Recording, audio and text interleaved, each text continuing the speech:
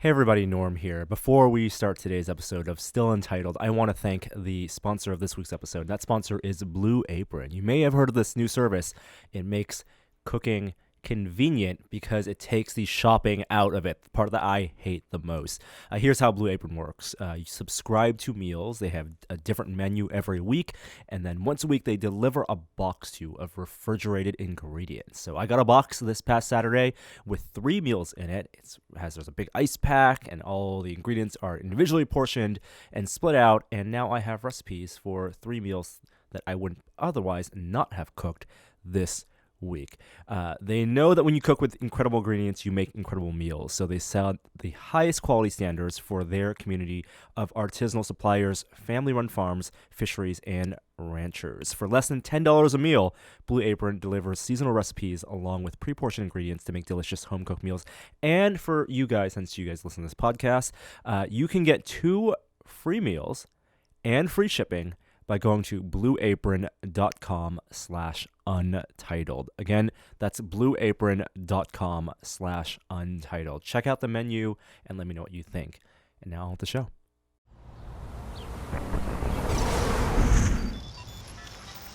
Welcome to Still Untitled, the Adam Savage Project. I'm Will. I'm Adam. And I'm Norm. Oh, I sound very, very... You sound a little deep today, Adam. I do. Did you get into it last night? It was the talking. It was all the talking. I was at Maker Faire yesterday. It turns out talking is hard. Yeah. Actually, the whole weekend. The whole weekend was full of lots of loud talking. And so I found my voice kind of strained. Friday, let's see, what happened this last week? Well, Thursday and Friday, I was in LA working on next year's stage show. Okay. With my collaborators. That was awesome, and that was all day Thursday, and that was a couple hours on Friday, and then Friday afternoon we had some fun on Tested. We went to Paramount, and I hosted a Paramount Star Trek: Beyond fan event. Ooh, I heard about that. I saw pictures. I don't even know if there was a colon. I don't think there is a colon. I don't think so. Because remember, the second movie they did was just Star Trek Into Darkness. And so I think they're rolling with it to but what was the Star Trek Beyond. Oh, the colon's always in ST:TNG. Yeah. Next Generation. Yes, and DS9 and Voyager. But it was their first fan event, but also the official celebration of the 50th anniversary of Star Trek. And we had a naming ceremony for Leonard Nimoy with the Nimoy family there and everything. It was fabulous. It was really, really fun. Oh, that's awesome. Did they have a captain's chair? Oh, they had a captain's chair. They did. I saw pictures. They did. How did it stack up? It was actually pretty sweet, but it did not swivel. Well, that's why for photo purposes. However, right? it's interesting. It requires, the new captain's chair requires a very different stance. Like, it's kind of great, right? The captain's chair right here behind me, when you sit in it, you kind of find yourself accreting to certain Kirk-like poses because the chair engenders them. You understand why Shatner did the lean on one side. Right. He had to keep one cheek awake at all times. Right. Just alternate between the sleeping cheeks. cheeks. There's a little bit of that, and then there's also there's like only so many ways to sit in it because of its confines. So the new captain's chair, very similar thing. You find yourself seeing why Chris Pine sits the way he does in the captain's chair. He doesn't spend much time in those movies sitting in the captain's chair either. No, he totally doesn't. Yeah. Space ergonomics.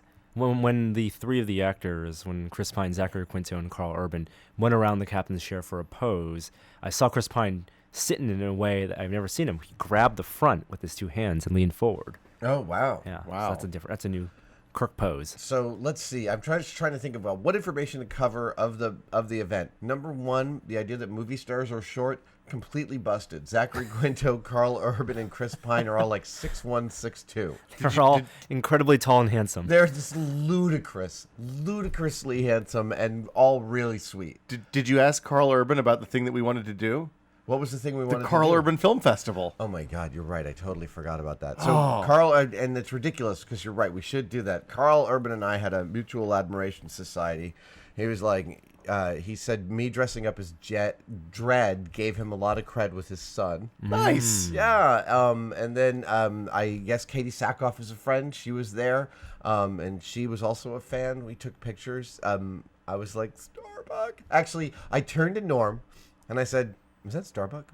This is about 10 minutes before I actually walked up to her, and Norm basically did one of these. I watched him scan and go, "It's not possible." He just basically was like, "That can't be Starbuck. There's no reason Starbuck would be there." And then, like, many things were happening, and then I found myself in the same foyer, and we took a picture. Best part of the picture, right behind us, it says, "No pictures, no social media." It's perfect. But I mean, that's the normal behind the scenes thing, right? And she asked for the picture. She asked, it was great. It was great. They were. Everyone could not have been nicer. So, I also interviewed J.J. Abrams and Justin Lin on stage.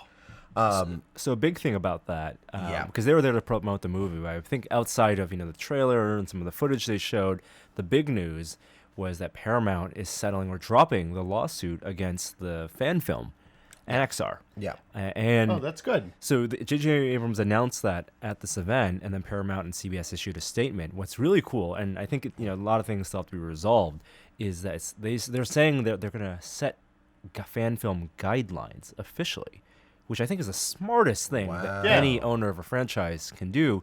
I mean, it makes total sense for Star Trek, where they're trying to get some more relevance.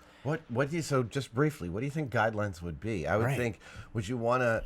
You can't do any currently viable characters. So maybe their own, allow the. I would think you would want to allow the fan community to expand on the universe. Allow the universe, the Elcars, all that stuff, the standard Star Trek fare.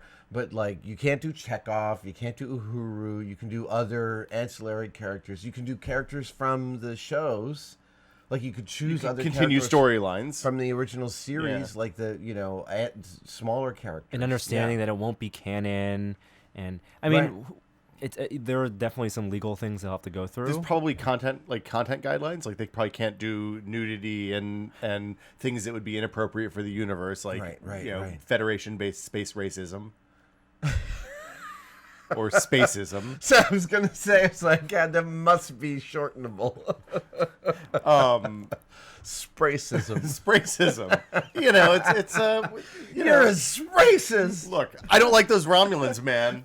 I just don't like them. You can't hold that against me. I thought it was a fantastic event. It was a really, really good event. It was very much fun. It was a lot of tested members there. A lot of tested members there. I had not met any of those folks. JJ and I have a lot of different mutual acquaintances in common. It was fantastic to meet him and spend some time backstage. Did you find out who Ray's mom and dad are?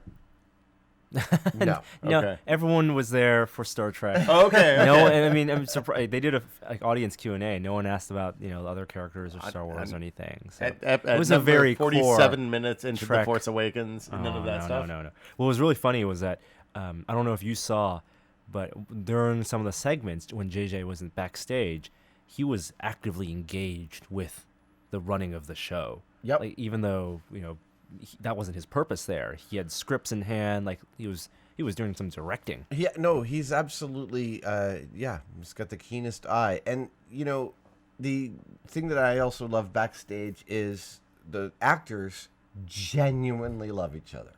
Like great friends with JJ and Justin. Like the camaraderie of that group was really solid. That's awesome. Yeah. How was Justin Lin? Like, I love the Fast and the Furious movies, and I was totally surprised when he signed on to do a Trek movie. I mean, he's he doesn't like talking in public very much. Mm-hmm. And the event pulled him out of the edit suite where he was locking the picture that night. Oh boy. Right.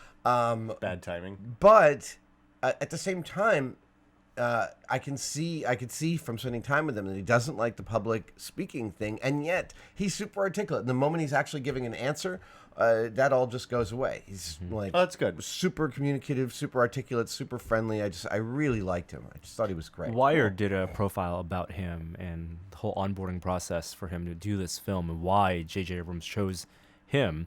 I mean, I think the fear was it was an action director, but it's really not. I mean, I think there were more parallels between the two franchises than you would think with Fast and Furious, because those characters, ensemble casts, lots of characters have to do lots of different things, but they all have this bond that you would hope to see in a Star Trek film. Lastly, upon leaving the event, because the event was very long and had a party for the fans, I left the party and went to a secret gathering of nerds in LA. What? Right? So I walk in and I see my host, my friend Bill, and I say, Bill, he's like, where were you? And I said, I was hosting a Star Trek fan event. Honestly, I think the gathering of nerds, I might win. And he said, you might, except you passed Will Wheaton at the door. He's over there. And by the way, and he reached his hand around and produced LeVar Burton. He's like, at the very best, Adam, you come in third. And LeVar was like, were you at the Star Trek event? And I said, yeah. In fact, Sorry, Adam. Several people, I don't mind coming in third to Will and LeVar. Are you kidding? I ran into several people who made it to both events. Bobak made it to our nerd event, as he should have.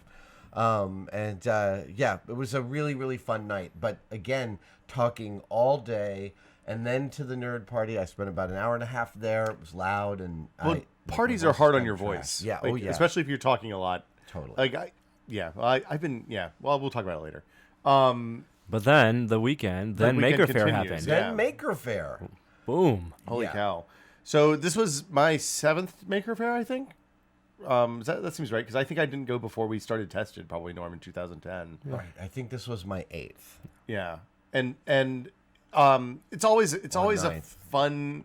It's always super fun. I weaseled in and went on Friday for a little bit because I was taking my daughter for the first time. Lovely. How did your daughter like it? She came home on Friday night and said, Dad, I really like Maker Faire.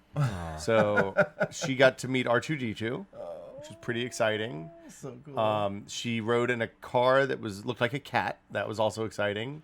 She rode a bicycle carousel, like a merry-go-round. Yeah. That somebody had welded. It's really a neat idea. They welded the back posts of bicycles onto a center hub, weighted that center hub, and then welded the bike so that they always turned at like 30-degree angle. Right. And the kids just hop on and pedal, and it was like that was the coolest thing she's ever done, I think. Is that part of the bicycle-powered pavilion? It's part of like the wacky bicycle group, Okay, cool. right? Like I can't remember what they're called, but they do. Like they made a bunch of nightmare bicycles where like the frame is on a universal joint, Right. So like the back end is going one direction and the front end's going the other. You know, I've stuff like that. always heard that's impossible to ride. I looked at people. It was basically just a big corral of people wiping out all the time, and then the kid bike carousel. Yeah, I've been very curious about I'm very curious about that specific bicycle. So, just to be clear, the stem makes the front wheel turn in the opposite direction to the direction you're turning the handlebars. So that one, I saw more people wipe out, more spectacular. Yeah, so they geared the front handlebar. That sounds like the bicycle design based on that art project where people draw Right. what they think bicycles look like in their brains. That was super cool. I haven't seen that. Oh no, this is great. They asked like 100 people or something. Of all different ages, what do you draw a bicycle from memory? And people can't do it. Like most Really? people can't, and they draw, and then Oh, we have to do this. After and then this episode. artists took their sketches and then realized them in 3D in like these beautiful models that like look like conceptual art. Yeah, you should That's me do sitting Is on that you? I'm beeping my I was car. like, why is that car continue? Who keeps clicking their key fob? Okay, now it's locked. But Sorry. your mission. Your daughter is 3.5. 3.5. She's perfect Maker Faire, right? That's right. So when we talk about Yeah. conventions like Comic-Con, and people always ask, when's a good age to take your kids to these shows? Comic-Con, I think a little older, maybe 6 or 7. Just to be clear, when she was a baby, I could strap her on my chest. It was perfect. Yeah, I mean, right. we But strengthened we're her talking about immune the system. Experimental. Yeah. Experiential. All right. And it sounds like at 3, she takes things away. So 3.5, she has the endurance that she needed to like walk around. We ended up going 2 days because I was talking on Saturday, so we brought her back so she could see that. Yeah. And that was probably too much, right? Like that second day, she spent a lot of time riding on my shoulders and not a lot of time. Like she was just too tired to walk after Sure. running everywhere the first day. Totally. But for Maker Faire, she loved seeing robots. She loved seeing the dark room stuff, all of that. Although it was much better on Friday when it wasn't so loud. Saturday was too loud and full of people for her to really get down and walk. Yeah. She loved the I think they're hardware store robots. They take like wooden dowels and fittings from hardware stores in like 2-liter bottles, and they make a bunch of posable robots on one of the back alleys. She absolutely loved that. She went down and she adjusted each one. She shook hands with them. She fist bumped a bunch of them. That's really cool. It was really sweet. Yeah. Like and then like she's the right age to get wonder out of things. Like there's a woman that has a fairy, like a little. It's like I don't know if you could call it a gypsy wagon, but it kind of looks like like a medieval-y kind of wagon that's pulled by a fairy, and it's all robotic. I think it's probably an electric wheelchair motor, but she absolutely loved that. She followed that around for a while and was talking to the lady who was running it and that kind of stuff. So cool. Like the little trains, all of that stuff. Like there was a lot of things that she was really excited about and had a lot of wonder in, and it was a super, super good time. So, Adam, you don't get to really walk around Maker Faire. You kind I of know. experience it peripherally, the stuff we cover, reading about blogs about it, hearing people tweet at you and showing pictures.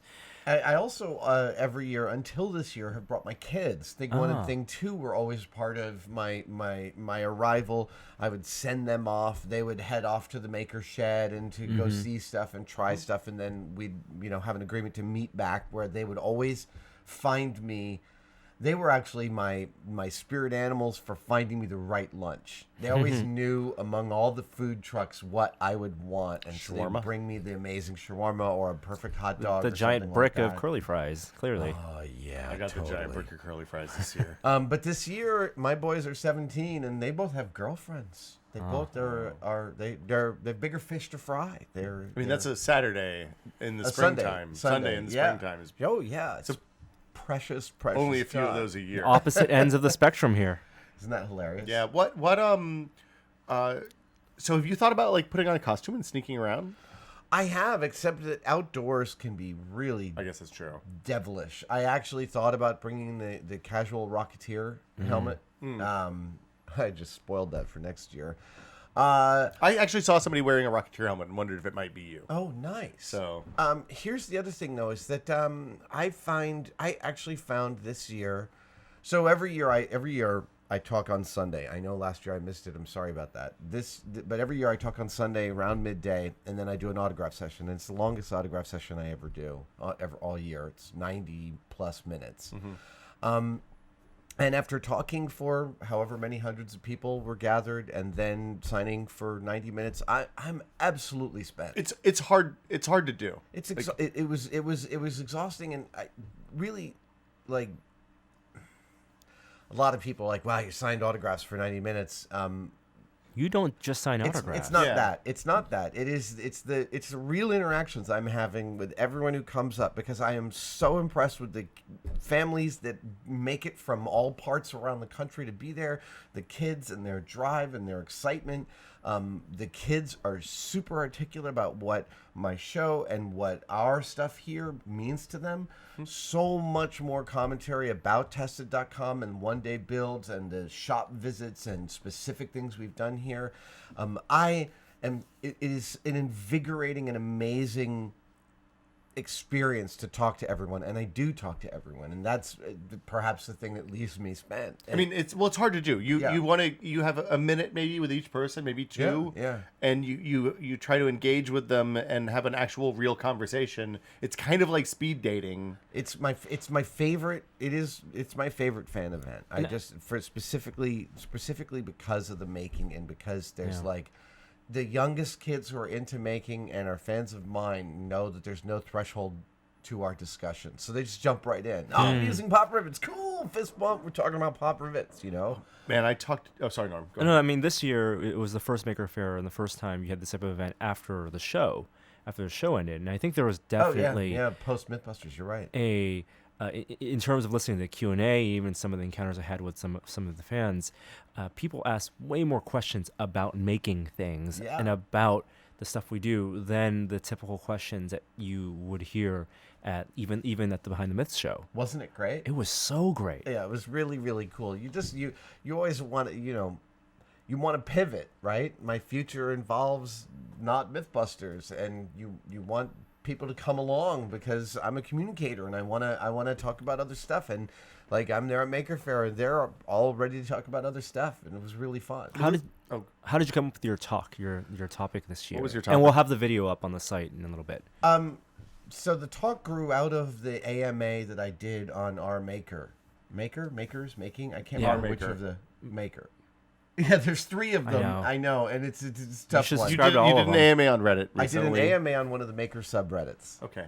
And it was fantastic. It was a really great AMA. Specifically, I got the same question 3 times. What do you do when you're despondent and you hit a real wall and you're an idiot? We talked about it last week. Right. Yeah. And the traction that's the amount of spread that the podcast from last week is doing, that it's really resonating. Plus the feedback I got from the AMA made me think I really want to talk about that. And that led me to thinking about why we make. And I came around to, sorry, by the way, that Reddit AMA came in the middle of a week I was having that was a really rough week. Yeah. Like, we talked about it. Yeah. So I thought, just as when people joke, how do you get to Carnegie Hall? Practice, practice, practice. Failure takes practice, too. And we talk, the secret sauce at Maker Faire is it's good for kids. But why? And the answer that I have in my head is make nothing that you set out to make under any circumstances. And I mean making in every sense of creating. Nothing that you set out to make is exactly what you intended to make. It's better or worse. And hopefully it's mostly better. But it's never what you originally intended. It always goes off the beaten path. And that is not a bug, it's a feature. Yeah. It's how we learn. And I have quotes that I've collected over my life. I quoted Vonnegut, dancing, travel plans gone astray are dancing lessons from God. I quoted Picasso, art is not an aesthetic experience. It's a form of magic designed as a mediator between this strange hostile world and us. That's a good one. And that applies when I say art, I'm talking about someone pouring themselves into a creation. And I think that is a universal experience that writers and musicians, composers, pool players, no matter who you choose, they set out to do something. And when you're really into it, it's going to be better or smarter than you are when you're done, the thing that you make. So I got to talk to a young man on Friday who had brought just a bunch of awesome Pepakura like superhero armor.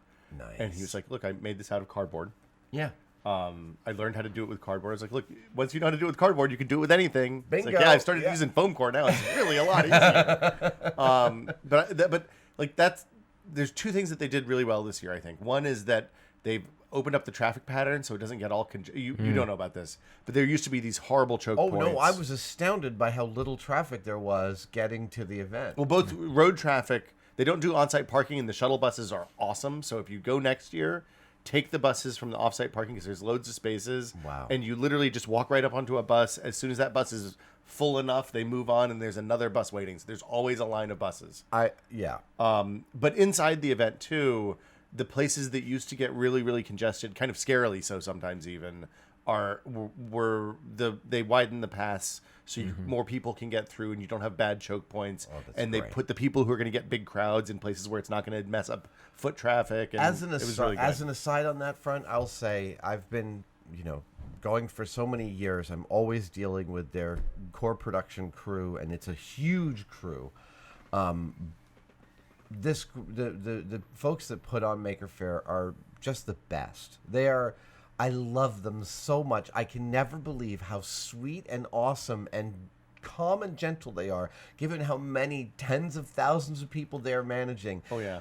They are just the most delightful people to deal with, and I always feel like this is the height of competency. That crew that runs that show, they are just on it, and they're all super dedicated. It's great. It's oh, go ahead, Norm. No, in terms of content, I also saw like you see trends every year. You know, there's certain years like last year, and not every year you're going to see the big megabots thing, Yeah. and that's an unrealistic expectation because some of these projects are like many projects you work on take many years to come to fruition, Yeah. and so they're like it's peaks and valleys. This year I saw a lot of maturity in CNC type machines and doing all sorts of things from 3D printers to engraving to laser cutting. Glowforge was there. I saw CNC knitting machine that was there. Did you see that huge 3D printer? I didn't see the huge 3D printer. He didn't bring it, but it was a 4 foot by 4 foot by 4.5 foot print bed that was doing like a quarter millimeter or millimeter nozzle or something like that. You could build furniture and houses out of it. He said. Wow. I recently was given a dinosaur skull printed in gypsum and cyanoacrylate. Wow. With a resolution that I found Gypsum's really fine, right?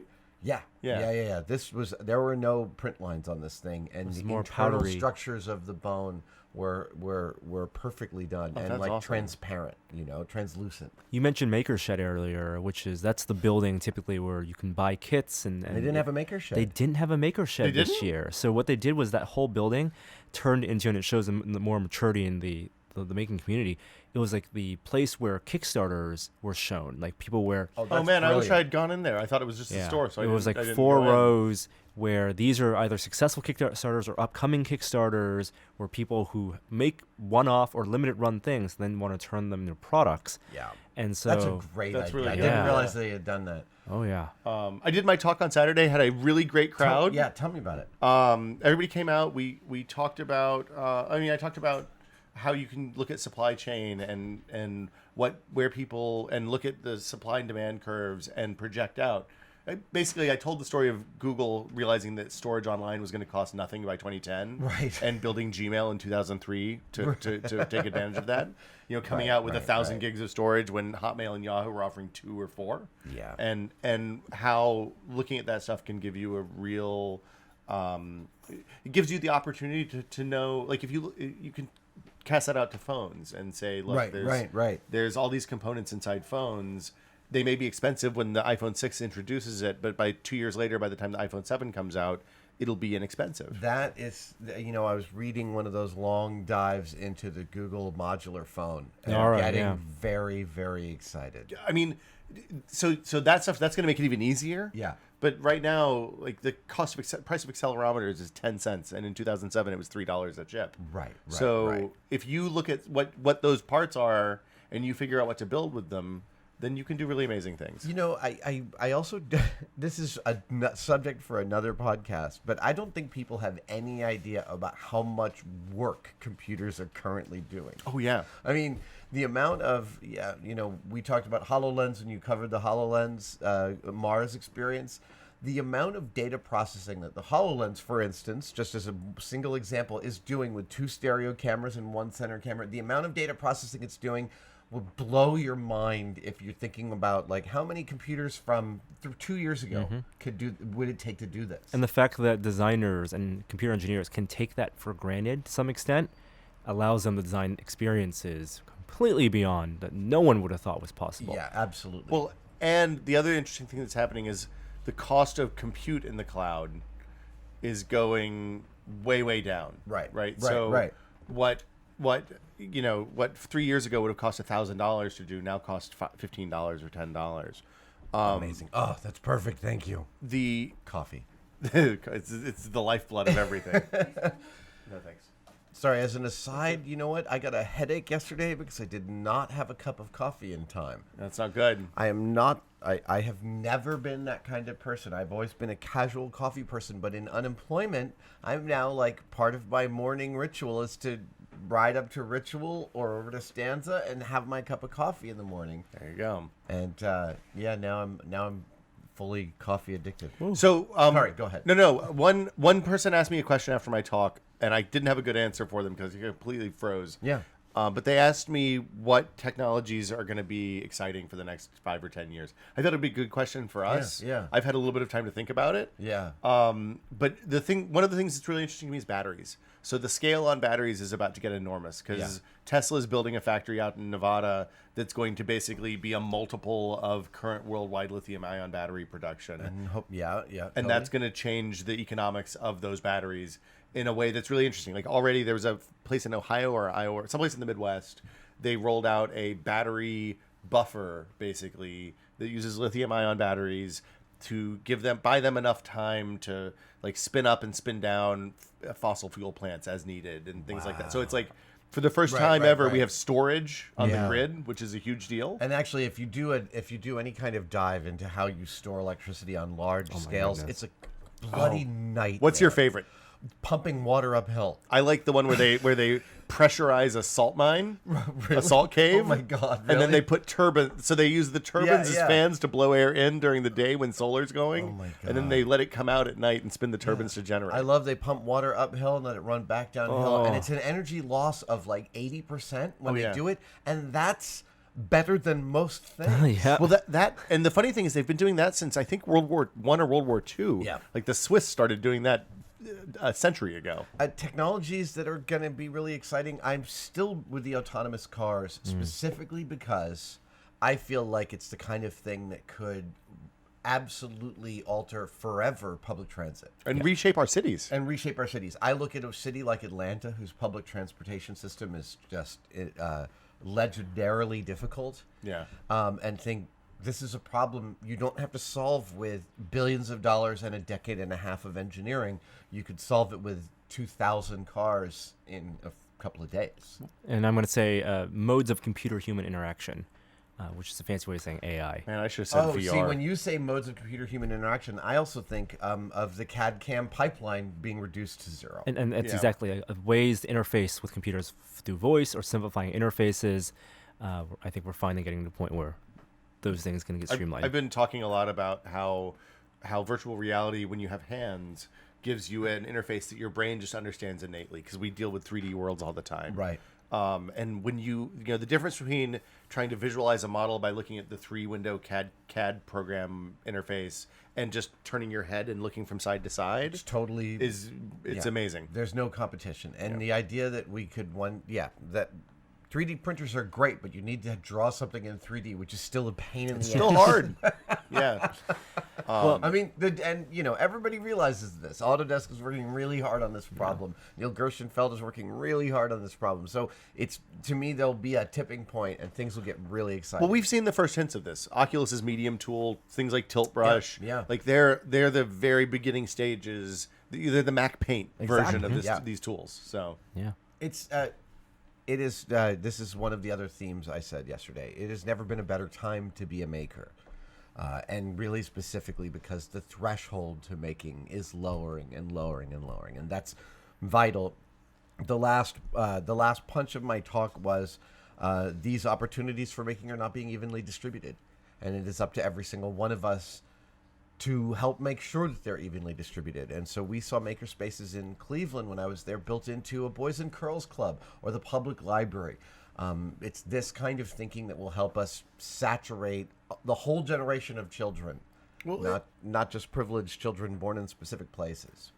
Or people just living in the Bay Area. Yeah. Right, Because yeah. there are maker fairs all over. Exactly. It was a fantastic Maker Faire, a fantastic crowd. And then I read this long thing that described what I do on Sundays as a sermon, and it hadn't occurred to me. I mean, it kind of is though. No, I know. It had never occurred to me to put it in that category. But according to this article, like people have been talking about it as a sermon for a long time. Well, when you so last year, not to bring it up again, but when you weren't there last year, a lot of people came up and they told us, "Hey, we get like hearing Adam come out and get excited about making gets us cranked up for the whole year." So, that lost year, it's all on you, man. Hey, you can find more of that on tested.com. Anything on the site this week that's exciting, Norm? You're moving this Yes, actually, we made the announcement last week on our other podcasts. But for listeners of this podcast, if you happen to live in the Bay Area, we are moving offices. So there's a post on the site right now, and I'll link to it in the description field in this YouTube video and this podcast, where we're doing a garage sale of our stuff this coming Sunday, Memorial Day weekend.